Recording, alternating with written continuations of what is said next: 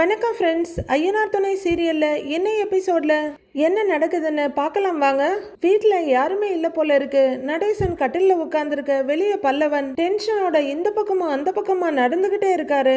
என்னடா இவன் ஒரு இடத்துல நிற்காம இப்படி நடந்துட்டே இருக்கான்னு பார்த்துட்டு இருக்க நடேசன், டேய் என்னடா குட்டி போட்ட பூனை மாதிரி சும்மா இங்கேயும் அங்கேயும் நடந்துட்டு இருக்கிற, மறுபடியும் ஏதாவது பிரச்சனையில மாட்டிக்கிட்டியா என்ன அப்படின்னு கேட்க, அவர் எதுவும் சொல்லாம ஒரு பார்வை பார்த்துட்டு உள்ளர போயிடுறாரு.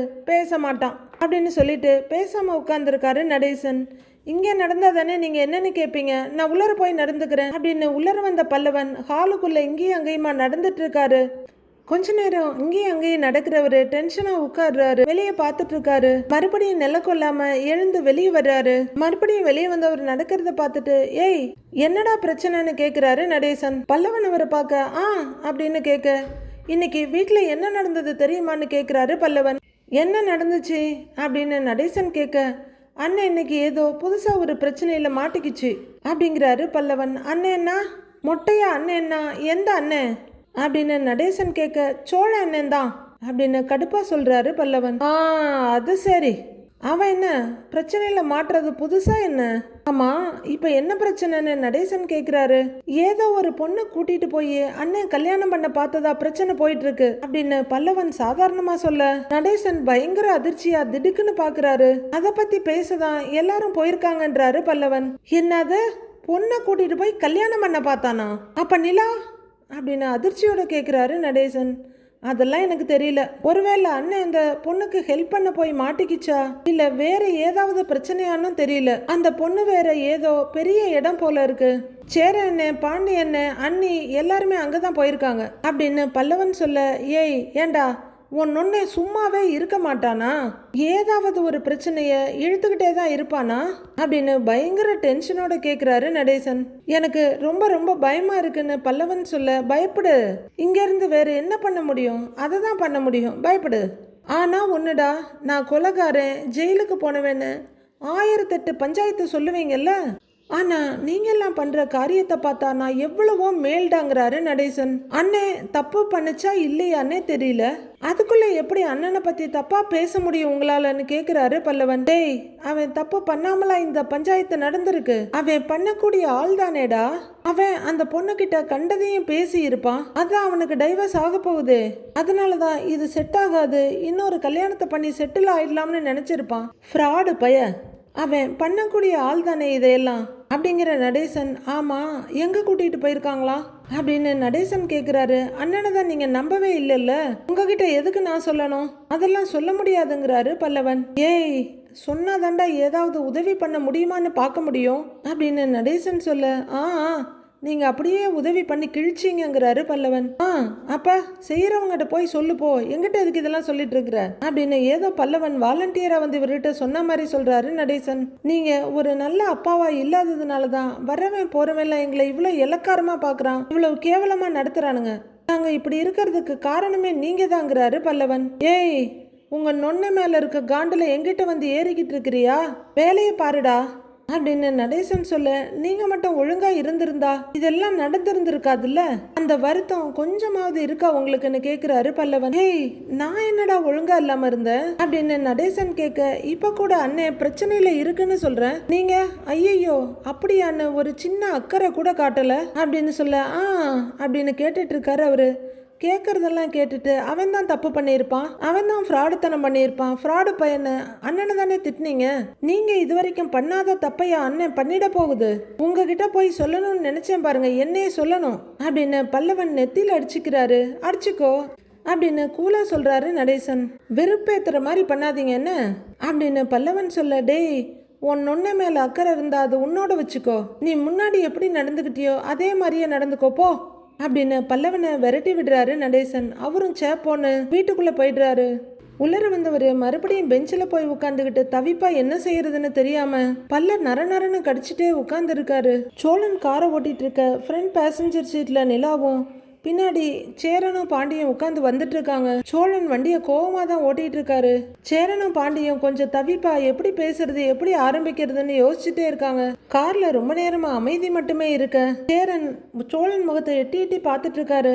டேய் சோழா, நடந்தது நடந்து போச்சு, அதையே நினைச்சிட்டு இருக்காதடா அப்படின்னு ஆறுதல் சொல்றதா நினைச்சிட்டு அவரு பேச சோழன் பயங்கர கடுப்போட முகத்தை வெளியே திருப்பிக்கிறாரு. சோழனோட கோபம் நிலாவுக்கும் நல்லா புரியுது. அதனால அவங்களே எதுவும் சொல்லாம இருக்காங்க. எப்படிதான் உனக்கு மட்டும் பிரச்சனை மேல பிரச்சனையா வந்து சேருதுன்னு தெரியல. எங்களுக்கு இந்த மாதிரி பிரச்சனையெல்லாம் வர்றது இல்லையே. உன்னதாண்டா எல்லா பிரச்சனையும் தேடி தேடி வருதுங்கிறாரு பாண்டி. மற்ற நேரமா இருந்தா சோழன் காய்ச்சி மூச்சுன்னு கத்தி விட்டுருப்பாரு. இப்ப இருக்க கோவத்துல வாயை திறக்க கூடாதுன்னு உட்கார்ந்துருக்காரு. நிலாவும் அப்பப்ப சோழன் முகத்தையே பார்த்துட்டு இருக்காங்க. ஆமாண்டா சோழா, உங்க ஓனர் யார் கார் கேட்டாலும் சரின்னு காரை கொடுத்து அனுப்பிடுவாரா? அவங்க யாரு என்னென்னலாம் விசாரிக்க மாட்டாரா என்ன? ஓடி போய் கல்யாணம் பண்ணிக்கிறவங்களுக்கெல்லாம் காரை கொடுக்குறாரு. இதனால நமக்கு தானே எவ்வளோ பெரிய பிரச்சனை. இப்ப அவரை வந்து நின்னாரு, உன்னதானே பிடிச்சிட்டு போனாங்க அப்படின்னு சேரன் சொல்லிட்டு இருக்க. அண்ணே வாயை திறந்துடாதனே, உனக்கு அந்த அருகதையே இல்லை, பேசாம இருந்துரு. ஆமா அப்படிங்கிற மாதிரி பாக்குறாரு அண்ணனை. கண்ணாடி வழியா அவர் அண்ணனை பார்க்க சேரன் அது எதையும் கண்டுக்காம, இங்க பாருடா, இனிமே அவரே சொன்னாலும் நீ யாரு என்ன அவங்க எங்க போறாங்க எதுக்கு போறாங்கன்னு கேட்டுக்கிட்டு கூட்டிட்டு போ, அதுக்கப்புறம் சவாரி எடு சரியா அப்படின்னு அட்வைஸ் மழைய அள்ளி தெளிச்சுக்கிட்டு இருக்காரு. சோழனும் கஷ்டப்பட்டு கோவத்தெல்லாம் கண்ட்ரோல் பண்ணிட்டு வண்டி ஓட்டிட்டு இருக்காரு. யாராவது ஒருத்தன் கண்ணில் பட்டுட்டா போதும் உடனே அவன் தான் காரணம்னு சொல்லி கையை நீட்டிட வேண்டியது. என்னடா பாண்டி அப்படின்னு கேட்க, ஆமாண்ணே, அந்த பொண்ணு வாயை திறக்கவே இல்லை, என்ன நடந்ததுன்னு சொல்லியிருந்தா பிரச்சனையே இருக்காதுங்கிறாரு பாண்டி. அந்த பொண்ணை விட நீங்க தாண்டா பயங்கரமான துரோகிங்கன்ற மாதிரி ஒரு பார்வை பார்த்துட்டு வண்டியை ஓட்டிட்டு இருக்காரு சோழன். டேய் சோழா, நாங்களே மாத்தி மாத்தி பேசிட்டு இருக்கிறோம், நீ ஏன்டா எதுவும் சொல்லாம வர்றன்னு சேரன் கேக்குறாரு. அப்பவும் சோழன் வாயை திறக்கணுமே. அண்ணே விடுனே, அவன் அப்செட்டா இருப்பான் அப்படின்னு பாண்டிய ஒரு காரணத்தையும் சொல்றாரு. மறுபடியும் சோழன் மனசுக்குள்ள அண்ணங்கிட்ட பேசினதுதான் வருது. அண்ணே அண்ணே, நான் எந்த தப்பும் பண்ணலண்ணே அப்படின்னு அவரு கெஞ்ச. டேய் என்னடா இதெல்லாம், இப்பதானடா ஒரு பிரச்சனையில இருந்து வெளியே வந்த, அதுக்குள்ளேயும் மறுபடி இப்ப இவ்வளோ பெரிய பிரச்சனையில வந்து மாட்டிக்கிட்டியடா அப்படின்னு அவரு வாக்குமூலம் கொடுத்ததையும் நானே அடிக்கிறேங்க சார் அப்படிங்கிற சேரன். டேய் சோழா சோழா, ஏண்டா ஏண்டா இப்படி பண்ணுன அப்படின்னு அடிச்சதையும், அண்ணே நான் எந்த தப்பும் பண்ணலன்னு சொல்றத கேளுன்னு அப்படின்னு அவரு கெஞ்சினதையும் நினைச்சு பார்த்துட்டே வண்டியை ஓட்டுறாரு. டேய் பாண்டி, நீயாவது என்ன அப்படின்னு பாண்டி பக்கத்துல போய் நிக்க. டேய் உனக்கெல்லாம் அறிவு இருக்கா இல்லையாடா, உனக்கு தான் கல்யாணம் ஆயிடுச்சுல்ல, எல்லாம் நல்லா தானே போயிட்டு இருக்குது, இப்ப இன்னொரு பொண்ணை கூட்டிட்டு போய் கல்யாணம் பண்ற அளவுக்கு போயிருக்கிற அப்படின்னு பாண்டியன் திட்ட. டேய் டேய் பாண்டி, நீயுமாடா அப்படின்னு சோழன் கெஞ்ச. டேய் பேசாதரா நீ அப்படின்னு பட்டுன்னு சோழன் கைய பாண்டி தட்டு விட்டதையும் நினைச்சு பாக்குறாரு சோழன். அவரோட கோவம் ஃபுல்லா ஸ்டேரிங் மேலதான் போயிட்டு இருக்கு. நிலா எதுவுமே பேசாம அமைதியா பாத்துக்கிட்டே வர்றாங்க. கார் வீட்டு முன்னாடி வந்து நிக்க சத்தம் கேட்டு பல்லவன் வேகமா வெளியே ஓடி வர்றாரு. நடேசனை நிமிந்து பாக்குறாரு. ஹெட்லைட் வெளிச்சம் அந்த ஏரியாவையே பட்ட பகல் மாதிரி மாத்துது. சோழன் காரை ஆஃப் பண்ண கார்ல இருந்து எல்லாரும் இறங்கி வர்றாங்க. சோழன் காரை லாக் பண்ணிட்டு நடந்து வந்துட்டு இருக்க பல்லவன் வேகமா ஓடி வந்து அண்ணே அப்படின்னு கட்டி பிடிச்சிக்க அவரு அமைதியா நிக்கிறாரு. உனக்கு என்னாச்சோ ஏதாச்சோன்னு பயந்துட்டேன்னு, நீ ஓகே தானேன்னு அப்படின்னு பல்லவன் கேட்க சோழன் எந்த பதிலும் சொல்லாம கடகடன்னு வீட்டுக்குள்ள போறாரு. நடேசனை எழுந்து நின்று என்னன்னு பார்த்துட்டு இருக்காரு. அண்ணே அப்படின்னு பல்லவன் அதிர்ச்சியோட கேட்டுட்டு இருக்க. டேய் என்னடா பிரச்சனையெல்லாம் முடிஞ்சுதா? டேய் உன்னதான்டா அப்படின்னு வேகமா வந்து தன்னை கிராஸ் பண்ணி போற சோழனை கேட்டுட்டு இருக்காரு பெரியவர். வந்த வேகத்துக்கு சோழன் என்ன பண்ணுவாருன்னு பார்த்தா வீட்டுக்குள்ள வந்து கிச்சனுக்குள்ள போற கதவை பிடிச்சிக்கிட்டு அப்படியே நின்னுடுறாரு. பின்னாடி வந்துட்டு இருந்த நிலாவை தடுத்து நிறுத்தி, ஏமா நிலா எல்லாம் முடிஞ்சுதா, பிரச்சனை ஒன்றும் இல்லைல்ல அப்படின்னு நடேசன் கேட்குறாரு. முடிஞ்சது அங்கிள்னு நிலா சொல்ல ஐயனாரப்பான்னு நெஞ்சில கைய வச்சுக்கிறாரு அவரு. பல்லவன் அங்க என்ன நடந்துச்சுன்னு கேட்க சோழன் மேல எந்த தப்பும் இல்லைன்னு சொல்லிட்டாங்கடா, பிரச்சனை முடிஞ்சதுங்கிறாரு பாண்டி. ஆனா சோழன் ரூம் வாசல்ல கைய வச்சவரு அப்படியே திரும்பியே நின்னுட்டு இருக்காரு. நான் கூட என்னமோ ஆயிடுச்சுன்னு நினைச்சு பயந்துட்டேன்டா, இவன் ஹெல்ப் பண்ணதான் போயிருக்கான், அவங்க தான் தப்பா புரிஞ்சுக்கிட்டு இந்த அளவுக்கு பண்ணிட்டாங்கன்றாரு சேரன். இனிமே எந்த பிரச்சனையும் இல்ல அப்படின்னு சேரன் சொல்லிட்டு இருக்க சோழன் அழுதுட்டு இருப்பாரு போல இருக்கு. கண்ணை தொடச்சிட்டு இருக்காரு. சுத்தி மத்தி பார்த்துட்டு அங்க ஓடாத ஃப்ரிட்ஜ் மேல இருக்க செம்பு எடுத்துட்டு போய், டேய் சோழா இந்தா தண்ணி குடின்னு நீட்டுறாரு சேரன். அண்ணே அப்படின்னு பல்லவன் கூப்பிட்டுட்டு இருக்க நிலா பார்த்துக்கிட்டே இருக்காங்க. சோழா அப்படின்னு மறுபடியும் அவரு கூப்பிட படார்னு திரும்புற சோழன் அவர் கையில இருக்க செம்ப ரொம்ப வேகமா தட்டி விடுறாரு. அதுல இருக்க தண்ணி ஹால் ஃபுல்லா செதறி செம்பு அங்க இங்கன்னு உருண்டு ஓடுது. சோழன் அப்படின்னு நிலாவை கொஞ்சம் அதிர்ச்சியா கூப்பிட்டுட்டு இருக்காங்க. சேரன் பாண்டி பல்லவன் நடேசன் எல்லாரும் ரொம்ப அதிர்ச்சியா பாக்குறாங்க. டேய் சோழா, என்னடான்னு சேரன் செம்பெடுக்க போக, அண்ணே ஒரு நிமிஷம் இருண்ணே அப்படின்னு அவர் பக்கத்தில் வந்து நிற்கிறவரு, என்ன சந்தேகப்பட்டது அவங்க மட்டும்தானா அப்படின்னு கேட்க தவிப்பா பார்க்குறாங்க நிலா. டேய் எதுக்குடா பொருள்லாம் கோவத்தில் தூக்கி போட்டுட்டு இருக்கிற அப்படின்னு பாண்டி கேட்க, பாண்டிக்கிட்ட வர்றாரு. கோவப்படாம வேற என்னடா பண்ண சொல்ற, வீடா இது அப்படின்னு சோழன் கத்திட்டு இருக்க. சோழன் அப்படின்னு நிலா கூப்பிட, நிலா நீ பேசாம இரு, நான் இன்னைக்கு இவங்க கிட்ட இதை கேட்டே ஆகணும் அப்படின்னு சோழன் சொல்ல நிலா அமைதியாயிடுறாங்க. என்னடா கேட்க போறேன்ற மாதிரி நடேசன் பார்த்துக்கிட்டு இருக்க. டேய் சோழா, உன் கோவம் எனக்கு புரியுதுடாங்கிறாரு சேரன். அது எப்படி, எவன் என்னை பத்தி எது சொன்னாலும் அதை உடனே நம்பிடுவீங்களா அப்படின்னு சேரன் கிட்ட கேட்டு, டேய் நீ நம்பிடுவியாடா அப்படின்னு பாண்டிக்கிட்டையும் கேட்குறாரு சோழன். அவரு கொஞ்சம் சங்கடமா பார்த்துட்டு இருக்க. உங்களுக்கு யாருன்னே தெரியாத ஒருத்தன் என்னை பத்தி என்னென்னமா சொல்றான், உடனே அவன் சொல்றதுதான் உண்மைன்னு நம்பி என்ன திட்டுறீங்க, எப்படின்னு அது? அந்த பொண்ணு வீட்டுக்காரங்க என்ன தப்பா நினைக்கிறாங்கன்னா என்னால் அதை புரிஞ்சுக்க முடியுது. ஏன்னா நான் யாருன்னே அவங்களுக்கு தெரியாதுன்னு அந்த பொண்ணு எதுவும் சொல்லாம அமைதியா இருந்தா அவங்க என்ன நினைப்பாங்க, அது எனக்கு புரியுது. ஆனா நீங்க இப்படிலாம் நடந்திருக்கும், அதுல நான் தான் தப்பு பண்ணியிருப்பேன்னு எப்படி நினைச்சீங்க அப்படின்னு சோழன் கோவத்தோட கேக்குறாரு. டேய் நிலைமை அப்படித்தானேடா இருந்துச்சுங்கிறாரு பாண்டி. நிலைமை என்ன புண்ணாக்கா வேணாலும் இருக்கட்டும்டா, அவங்க சொன்ன உடனேயே ஆமா நான் தான் பண்ணியிருப்பேன்னு நீங்க நம்பிடுவீங்களா? நான் என்ன அவ்வளவு கெட்டவனா, இல்ல என்னை பத்தி நீங்களாம் அப்படிதான் நினைச்சிட்டு இருக்கீங்களா அப்படின்னு சோழன் கேட்க, இல்ல நான் அப்படிலாம் நினைக்கலன்ற மாதிரி பரிதவிப்பா பாக்குறாரு பல்லவன். நிலாவை கல்யாணம் பண்ணி இந்த வீட்டுக்கு கூட்டிட்டு வந்த நாள்ல இருந்து இந்த வாழ்க்கையை தக்க வச்சுக்கிறதுக்கு நான் எவ்வளவு போராடிட்டு இருக்கேன்னு நிலாவுக்கு கூட தெரியுமா தெரியாதான்னு தெரியலடா. ஆனா உங்க 2 பேருக்கும் தெரியும்ல அப்படின்னு சோழன் கேட்டுட்டு இருக்க. நிலா கொஞ்சம் பாவமா பார்த்துட்டு இருக்காங்க.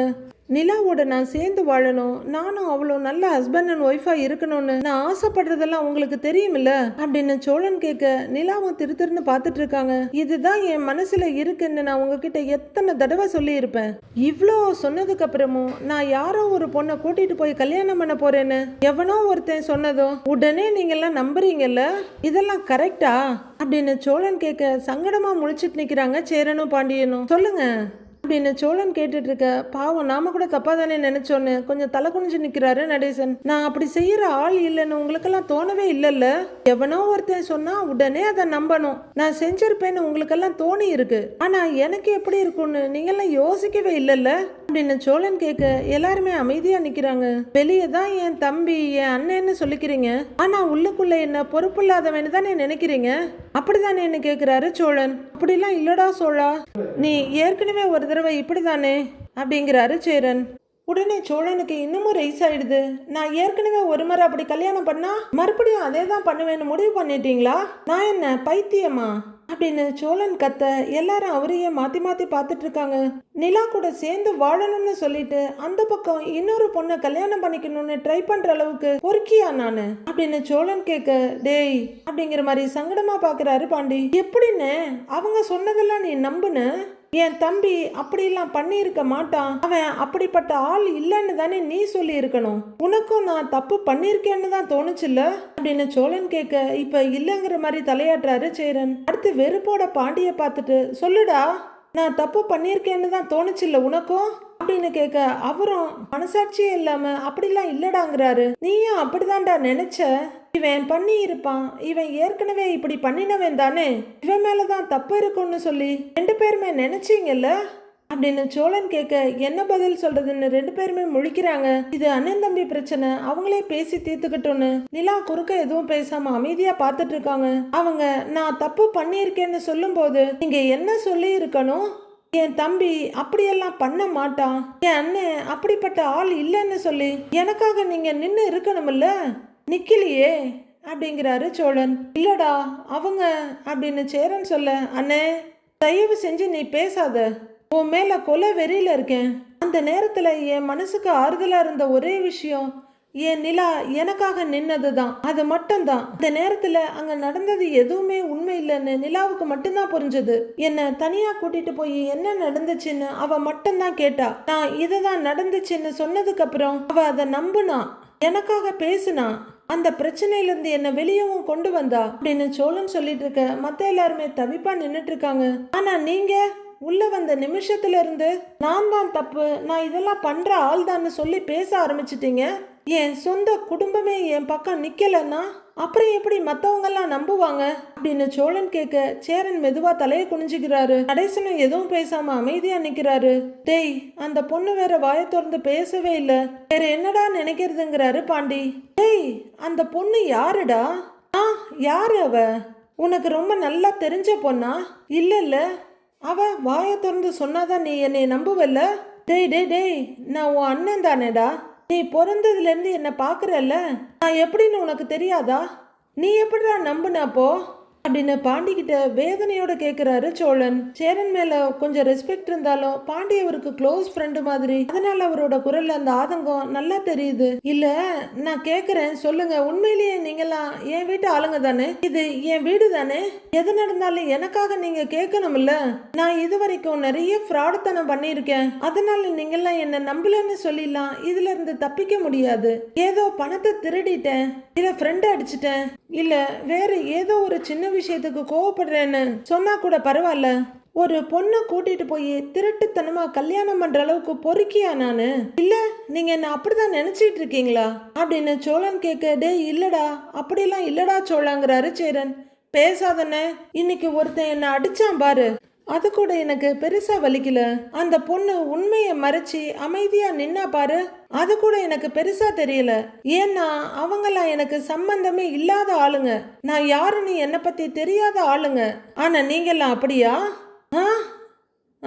என் குடும்பம் தானே நீங்கெல்லாம் என்ன நம்பி இருக்கணும்ல, அந்த இடத்துல நின்று எனக்காக பேசி இருக்கணும்ல அப்படின்னு சோழன் கேட்டுட்டு இருக்க பாண்டியன் சங்கடத்தோட தலையை குனிகிறாரு. இல்லையே, அதெல்லாம் பண்ணாம அவங்க சொன்னதை கேட்டு நான் இதெல்லாம் பண்ணக்கூடிய ஆள் தான் எனக்கே எதிரா பேசி என்ன திட்டுனீங்க பாருங்க. சத்தியமா நான் உடைஞ்சிட்டேன், சொக்கு நூறா உடைஞ்சிட்டேங்கிற மாதிரி தலையாற்ற சோழன் இனிமே எதுக்கு நான் இந்த வீட்டுல இருக்கணும்னு கேக்குறாரு. நல்லா இருக்க மாட்டேன், நல்லா இருக்கவே மாட்டேன் அப்படின்னு சோழன் ரூம் பக்கமா போக, டேய் சோழா சோழா அப்படின்னு சேரனும் பாண்டியனும் கூப்பிட்டு இருக்காங்க. டேய் சோழா, என்னடா பேசுற நீ அப்படின்னு சேரன் கேட்க, அண்ணே சொல்லுனேங்கிறாரு பாண்டி. பல்லவனும் ஒரு பக்கம் நிக்க பேசாம போய் உட்கார்ந்துடுறாரு நடேசன். நிலாவும் கதவுகிட்டே நின்றுட்டு இருக்காங்க. அண்ணே, நான் உண்மையை தானே சொல்றேன், இதுக்கு மேல நான் எதுக்கு இங்க இருக்கணும், நான் போறேன்னேங்கிறாரு சோழன். டேய் சோழா, இதுதான்டா நம்ம வீடு, இங்கிருந்து எங்கடா போவேன்றாரு சேரன். நானும் இத நம்ம வீடுன்னு தானே நினைச்சுக்கிட்டு இருந்தேன், ஆனா அதெல்லாம் இல்லைன்னு நீங்க இப்பதானே எனக்கு புரிய வச்சீங்க.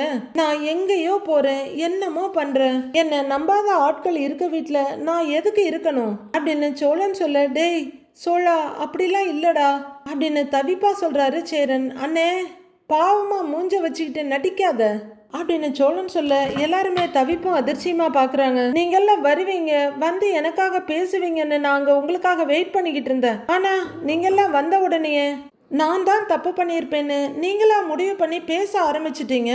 அது எனக்கு எவ்வளவு கஷ்டமா இருக்குன்னு கொஞ்சம் கூட யோசிக்கல. என் மேல தப்பு இல்லைன்னு தெரிஞ்ச பிறகும் ஐயையோ நாம இவனை தப்பா நினைச்சிட்டோமேன்னு ஒரு சின்ன குற்ற உணர்ச்சி கூட உங்களுக்கு இல்லைல்ல அப்படின்னு சோழன் கேட்க அப்படியே திருதிருன்னு முழிக்கிறாரு சேரன். என்ன, நீ உள்ளர வந்தது என்ன சொன்ன? நான் என்னமோன்னு நினைச்சேன், அதெல்லாம் ஒன்றும் நடக்கல, இப்படிதான் நீ என்னை பத்தி யோசிக்கிறல்ல அப்படின்னு சோழன் கேட்க, இல்லடான்னு புரியாம தலையாட்டுறாரு சேரன். இதனாலதான் இந்த வீட்டுல நான் எதுக்கு இருக்கணும்னு கேக்குறேன் அப்படின்னு வழியிற கண்ணீரை தொடச்சிக்கிறாரு சோழன். கொஞ்சம் பெருமூச்சு எடுத்துக்கிட்டு அவர் கொஞ்சம் கோபத்தை கண்ட்ரோல் பண்ணிட்டு இருக்க, இல்லடா சோழா அப்படின்னு ஆரம்பிக்கிற சேரன் என்ன பேசுறதுன்னு தெரியாம நிக்கிறாரு. அண்ணா, இப்படி இல்லாம நடந்துச்சு அப்படின்னு பல்லவன் கேட்க, இப்படி தாண்டா நடந்துச்சு, நான் சொன்ன எல்லாமே தாண்டா நடந்துச்சு அப்படின்னு சோழன் சொல்ல எல்லாருமே சங்கடத்தோட ஒருத்தர் பாத்துக்கிறாங்க.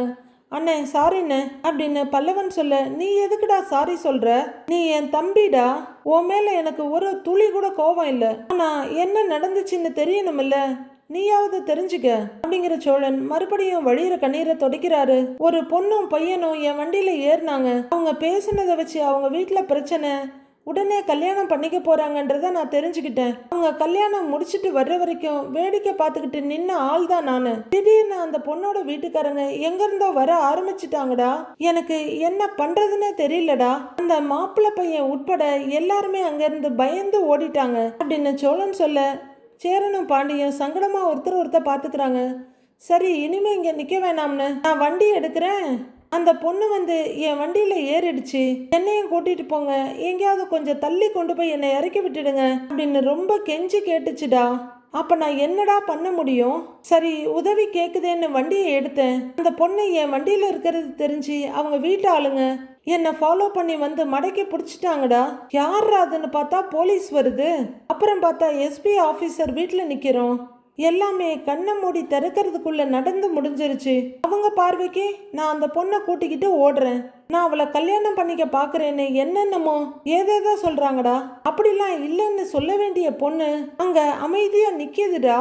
எனக்காக நான் என்ன பேசினாலும் அங்க அது எடுபடவே இல்லை. சேரன்னு பாண்டி நிலாலாம் வர்றத பார்த்ததும் சரி எனக்காக என் குடும்பம் வந்துருச்சு, எனக்காக பேச ஆளுங்க வந்துட்டாங்க அப்படின்னு நான் நினைச்சேன்டா.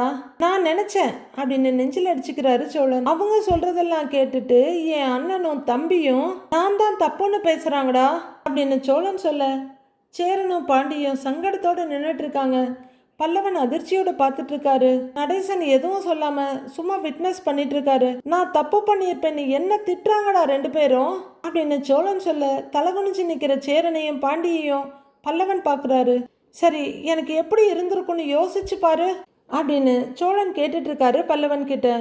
நிலாவை படக்குன்னு திரும்பி அப்படியாம்மா அப்புறம் என்ன நடந்ததுங்கிற மாதிரி நடேசன் பாக்குறாரு. சொந்த குடும்பமே நம்பாத ஒரு ஆளை எப்படிடா அவங்க நம்புவாங்க? என்னைய இவ்வளவு கேவலமா நினைக்கிற இந்த வீட்டுல இதுக்கு மேல நான் எதுக்குடா இருக்கணும்? நான் எதுக்கு இருக்கணும்னு கேக்குறேன் அப்படின்னு சோழன் கத்துறாரு. சோழா கோவத்துல என்னென்னமோ பேசாதடா அப்படிங்கிறாரு சேரன். டேய் தப்புதான்டா, அப்படி நாங்க நடந்திருக்க கூடாது, அதுக்காக வீட்டை விட்டு போறேன்லாம் யோசிக்காதடா அப்படின்னு பாண்டியன் சொல்ல எப்பா சாமி அப்படின்னு படார்னு கையடிச்சு தலைக்கு மேல கும்பிடு போடுறாரு சோழன். போதும் அப்படிங்கிற ஒரு அடுத்த செகண்டு நிலா நீ வா நம்ம கிளம்புவோங்கிறாரு. நடேசன் அதிர்ச்சியோட சோழனை பார்க்க நிலா அமைதியாவே நிக்கிறாங்க. ஐயோ என்னடா சொல்றேன்னு அதிர்ச்சியும் பரிதவிப்புமா சேரனும் பாண்டியும் பாக்குறாங்க. நிலாவும் அப்படியே கண்கள் நிறைய மிரட்சியோட பாக்குறாங்க. அடுத்து என்ன நடக்க போகுதுன்னு நாளைய எபிசோட்ல பார்க்கலாம் ஃப்ரெண்ட்ஸ்.